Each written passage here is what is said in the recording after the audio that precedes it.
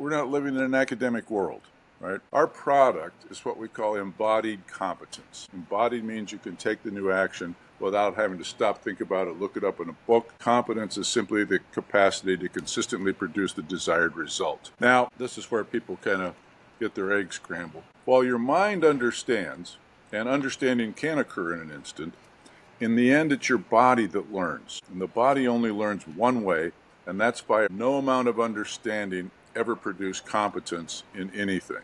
Welcome back, everybody, to the Chōten Podcast, where we speak to the leaders, innovators, and creators of the future of business. And we speak to them about how things are changing, AI is shifting the narrative, and going from there. Today, I'm joined by our guest, Chris Majer, the CEO of Human Potential Project. Chris, thank you for joining us today, and welcome on the show. Thanks. My pleasure. Happy to be here. Awesome. So, Chris, let's just jump right in. Tell us a little bit about Human Potential Project. Well, it's kind of a long story. We got some time. Go ahead. We got started way back in the 80s, early 80s. I'd been a first division rugby player. I took up the study of Aikido. I met a guy in my Aikido class who was a sports psychologist. Now, in in history terms, sports psychology was then seen as something akin to voodoo or black magic in those days, right?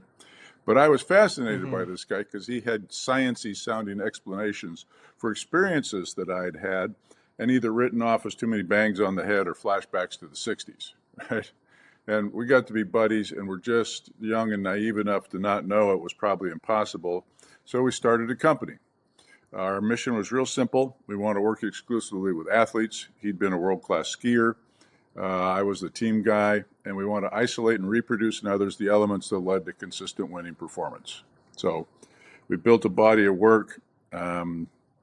We're dramatically successful with our first round of clients. We're making tremendous on-field performance improvements by doing off-field work.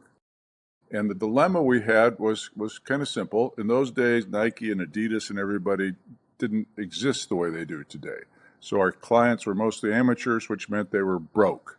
So doing good work, not getting paid. Flaw in the business plan. So we turned our attention to teams. We saw the same thing you've seen. You could take a group of individuals who as individual players were terrific, put them together on a team, and the team would stink. We go, well, rationally, that makes no sense, but it happens all the time. So we built out a body of work. We called it team cohesion. We coined that phrase back in 1983. Worked with national teams, Olympic teams, professional teams.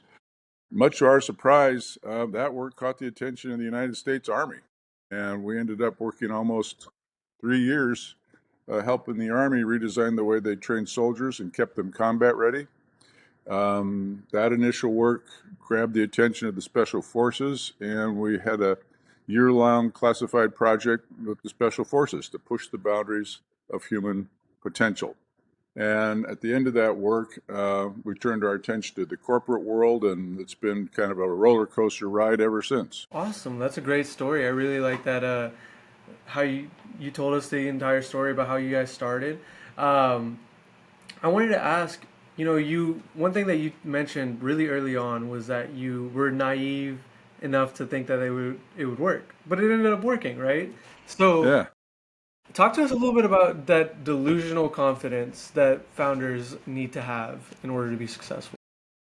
Well, absolutely, because that was clearly a key component in our success. That, and I'm not sure how to describe it, but there's in those days, the way I talk about it, it's like Providence was smiling on us. And I think those two things are connected, when more detail here. When I got down to our first conversations with the Army took place in a meeting room in Fort Hood, Texas, right? You're from Texas. You probably know Fort Hood. Not a place I'd recommend people visit. Right? And early on in the conversation, it became clear to me that they thought I was somebody else. They kept talking about the work we'd done with the Dallas Cowboys. And I'm going to myself, we didn't do anything with the Dallas Cowboys. We did some work with the Seattle Seahawks, but this is probably not the time to get them straight on that. So I kept my mouth shut, and we ended up doing all this work. And all along, what happened was this kind of, as you call it, this naive confidence, this belief led us to the next steps. The next steps, I'd go and talk to these guys and come back and talk to the team and tell them, well, I told them we could do this, this, and this. And they all look at me and go, but we don't know how to do that. I said, it's all right. We got 6 weeks to figure it out. There we go. And that was kind of our development path. And I think at some moment, Providence kind of looks out for this wayward mindset. My very first corporate client was a little tiny company in Shelton, Washington. You've never heard of Shelton, Washington. It's so Nope, far never away have. it's probably the most remote place in the continental United States you can get away from the business mainstream. It's across Puget Sound from Seattle. If you go another 40 miles from Shelton due west, you're in the Pacific Ocean, and there's a mountain range in between. So there's nothing out there. So that was Gotcha. our first client. My second client was AT&T. I went Oh from wow. business obscuria Pretty to big leap center there. ring in the circus. Yeah, it's like boom. Any rational way that should have been true? Absolutely not. Totally out of this same kind of, I know I don't want to call it bravado because it wasn't, but it was just this fundamental belief that we could do it. We're doing good stuff. We're on a roll. Yeah, that's And amazing. I mean, that is such a big that's such a big jump, and I think that's one of the most important traits a founder needs to have is this self belief, this undying belief in themselves that whatever they do, they're going to be successful one way or another. That's a yeah, now really you important have to thing. I think. don't want to be you have to temper that though with this undying self-belief. If it blows over into blind arrogance, which it oftentimes does, you got trouble. Yeah. Yeah. So how do you toe the line then? Well, what I did, and this is what I watched the really smart, successful people do, is I surrounded myself with people who I considered to be smarter or better than me at different parts of what we needed, right? So it was always, and in those days, it was also a little bizarre because I had a core team of 5 guys. I was the founder, but I was the youngest of them. So all my team were older and in many ways more experienced. And that combination of knowing when to listen to them and when to say, no, here's what we're going to do, you got to find your way into that mix. Right. Right. And how are you able to kind of toe the line once you got to that level? Well, it's a dance, you know. Sometimes you get it right, sometimes you don't. And what matters is you have the collective resiliency to attend to the times when you don't. Now, for us, we were pretty fortunate. There weren't very many of those times, but it had to do with knowing when to listen, knowing how to speak, and just being able to feel what was going on. Right? A lot of this comes down to gut sense. Hmm. And if you're so caught up in your big ego, you don't have that. You don't listen to. Your gut's talking, but you're not listening. Right, right. Awesome, man. I really appreciate that insight. I do want to switch the topic of conversation a little bit to. Oh, my cat just opened my closet. To the to the current state of the overall coaching training uh, world, the world of human development. Could you talk to us a little bit about where this industry is and where do you think the future is going to be about for this industry? Well, yeah, I can. Not everybody's going to like what I have to say, but that wasn't your question. I think we're in a bit of a mess right now. Um, we're watching AI make its way in here in ways that many people are excited about. In my opinion, it certainly has a role. But one of the dilemmas that we're confronting two main things. One, we're still stuck in a antiquated view of learning because in the end, what coaching and human potential work and transformational work is all about is effectively teaching people new things. They want to change. You can't change if you don't learn. You can't learn if you don't change. And when we talk to people about learning, they typically think of it as the acquisition of theories, models, beliefs, ideas, all for the sake of gaining understanding, because understanding is kind of the holy grail. And as we say, that might be true in an academic sense. Sorry about that. Let's stop that. Um, but we're not living in an academic world, right? Our product is what we call embodied competence. Embodied means you can take the new action without having to stop, think about it, look it up in a book. And competence is simply the capacity to consistently produce the desired result, right? Now, this is where people kind of get their eggs scrambled. While your mind understands, and understanding can occur in an instant, in the end, it's your body that learns. And the body only learns one way, and that's via practice. And practice takes time. No amount of understanding ever produces competence in anything. So most learning programs, particularly those internal ones, don't work because they settle for delivering information, right? For producing understanding. You can do that quickly, but that doesn't translate into action. People have to have the capacity to take new action. So our flagship program, used to run for 9 months because that's how long it took to install new leadership management practices. Now we've got an increasingly short attention span, people in the world, and they're all like, well, can't we do it in 2 days? I said, I can give you a bloody book. You can read the book. It's not going to do you much good, which is why it took me so long to write a book. AI then is pretty useful at helping to dispense information, and it's pretty useless at actually doing any real life coaching work, because coaching requires me to be in physical proximity to you. I have to be able to listen, to feel. AI is never going to be able to do that. And the other thing people don't like to talk about, particularly the AI mavens, depending on who you ask, as human beings, we're using maybe 10, 20% of our actual mental capacity. And so we're creating AIs out of that 10 or 20%. So maybe they've got, 3 or 4%. I don't think I want to trust our future, at that model. To So 3 or 4%. And it's also, we have to remember, it's early days. Yeah, it's early days in the whole thing. Right. We get all excited about this, but the history lesson is simple. So neither of us are old enough to remember, but in the 40s, what was the dominant media in the country? Radio. Was it Radio was the radio? dominant media. Yep. All right. So in the late 40s, I forgot this guy's name. There was a radio host who was making over $1 million a year as a radio host. Right. By 1952, he was off the air. What happened? Television comes TV. on. All right. Now here's your pop quiz. What's the very first thing they put on television? I don't know. Was it news? Radio shows. The old radio Ah. shows were produced in studios. They had actors and sound effects and all this kind of stuff. They had no idea what the potential of this new medium was, so they just did what they already knew how to do. Radio shows. Right? And then now, X number of years later, television, of course, has taken off, and to some extent we can say it's realized its potential, and we were all convinced that was the last great technological revolution until the internet came along. Now, what's the first thing that people use the internet for? TV. Catalogs. Very first thing that went out over the internet was catalogs. We didn't want to have to keep printing and wasting all that paper, so you could get a catalog in PDF form. Those were the very first things that went out on the internet. And yes, porn was the second thing, but that's not our point here. And now we've got AI.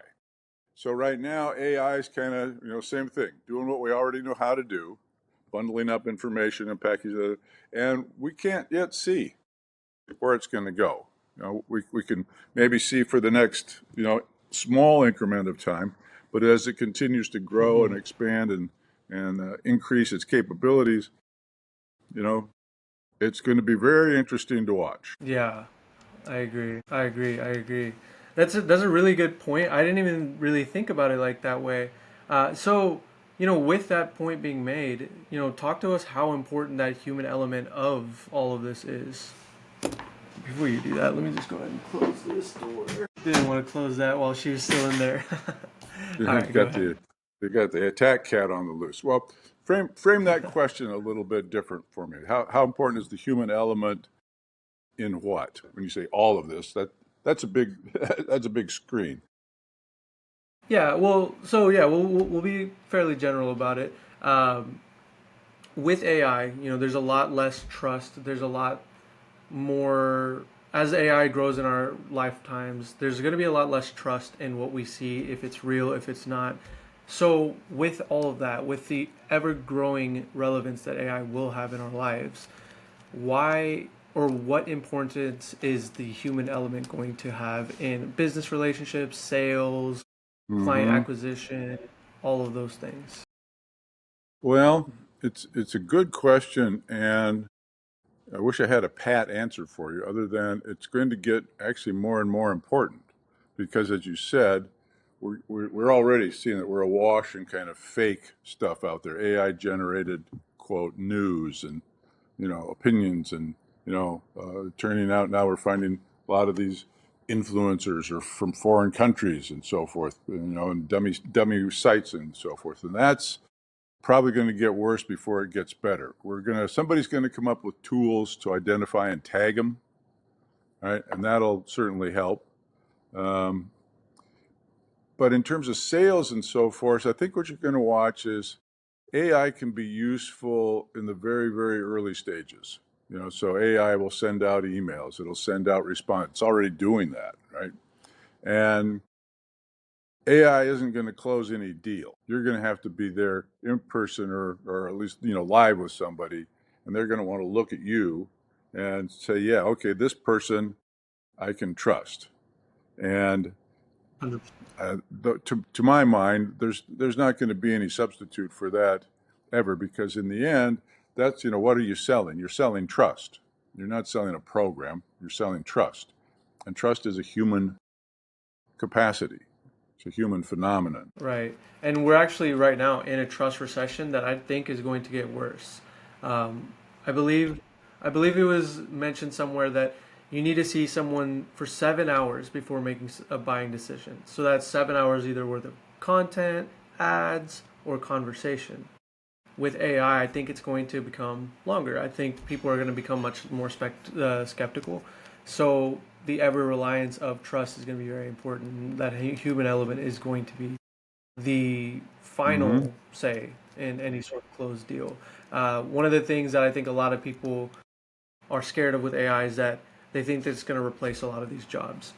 And the way I view it is, instead of replacing humans, it needs to be used as a tool in their toolbox rather than a replacement, Hmm. because it's never going to be able to replace the human element. It just never will. And it can highly make things much more efficient than fully replacing anything if you have it as a tool.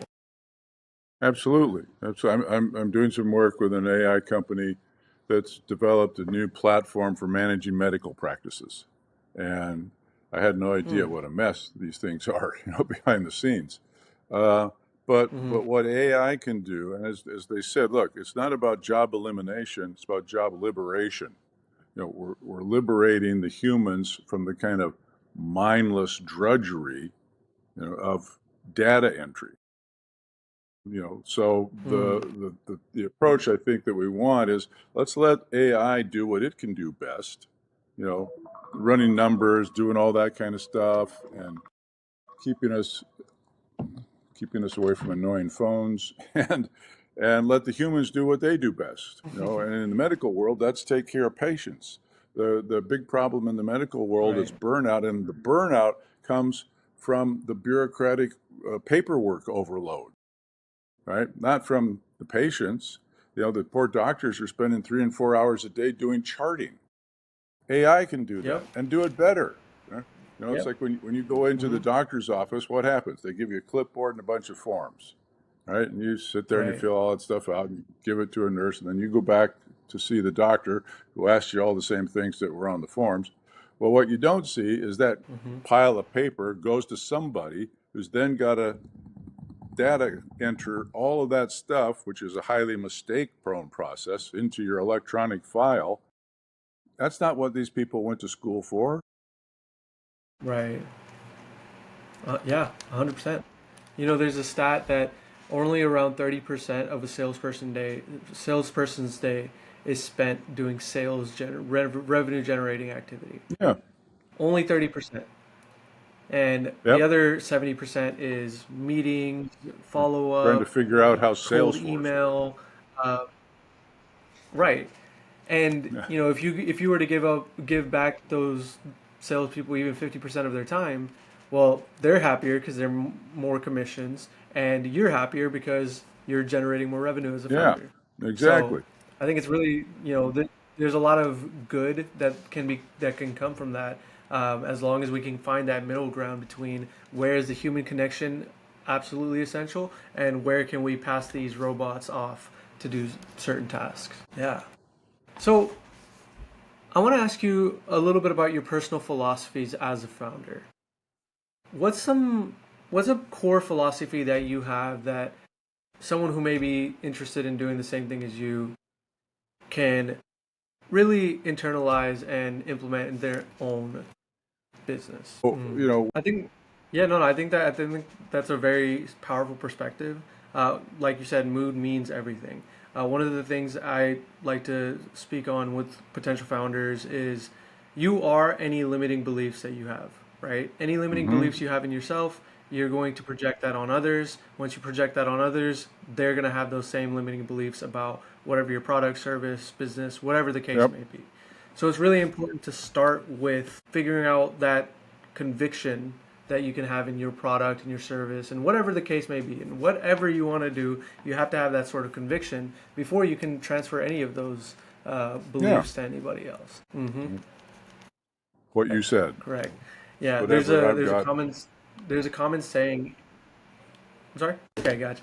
So there's a common saying in sales where it's you will get the same objection that you give. So if your hmm objection is maybe this won't work, maybe this works for other people, but it won't work for me. You have that limiting belief that I won't be able to do it.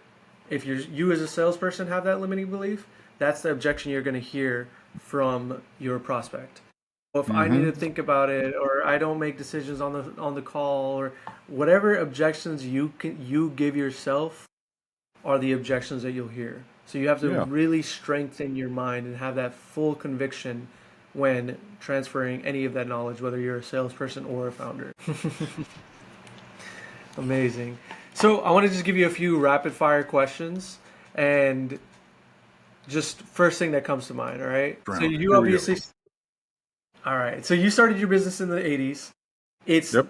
the mid 20s now. What would you say is the biggest difference between the '80s and now for starting for new founders? Okay. With all of that being available, would you say it's easier or harder to start a business in 2025? Wow. Yeah. What? Awesome. Oh, that's an Yeah. amazing Well, story. see, Tell us a little bit about that story, that back to meeting. Prov. Didn't want to Gotcha. put it all in. Makes sense. Yeah. So right place, right time. Awesome. Awesome. Okay. All right. So another question for you.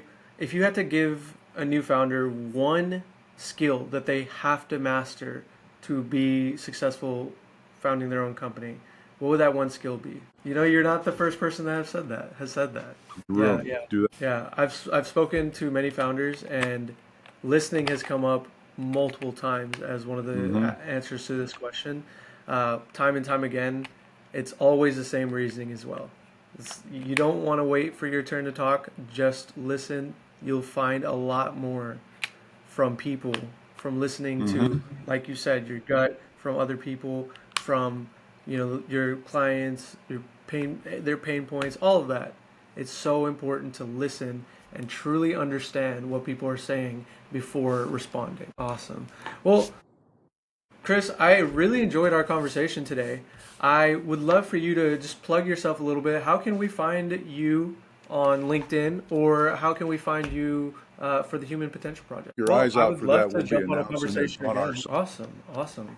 I would love to jump on another conversation when you have that online leadership program fully set up uh, and Yeah. stabilized, so that we can, update the viewers on what's been going on with Chris in the meantime. Awesome. I'll keep you Awesome. posted. Well, Chris, I've had a great time today.